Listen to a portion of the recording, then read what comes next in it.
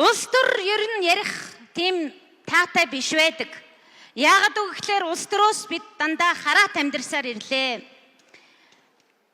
Муухай зүйлийн тухай ярьснаас сайхан төмс арилгасан дээр байдаг. Муу улс төрийн чтийн тухай ярьснаас сайхан хүний тухай ярих нь илүү дээр гэж би бодож байна. Халтмаагийн Баттулга олон гавьяа бий. Гэхдээ гүтгэлэг сурж амьдарч яваа эр хүн гүйж яваа морь хоёр ялгаа байхгүй. Энэ хүн насан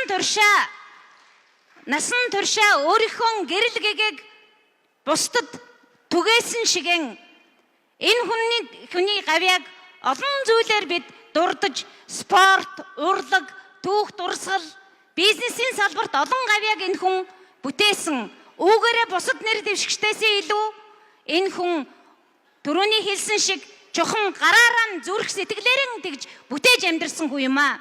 Би ганцхан жишээ хэлье. 2000-аад оны эхэнд байх болов гэж бодож байна.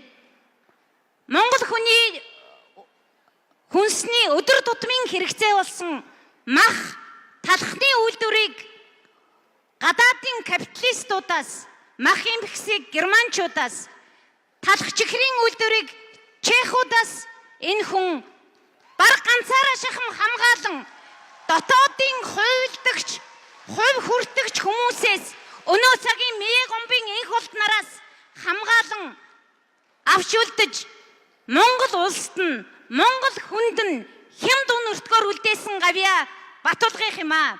Чухам ядахна үүнийхэн төлөө бид Монгол хүмүүр Баттулгад талархах ёстой гэж би бодож явдгаа. Ардчилсан намаас нэр дэвшигч Халтмаагийн Баттулгын төлөө саналаа өгцгөөе.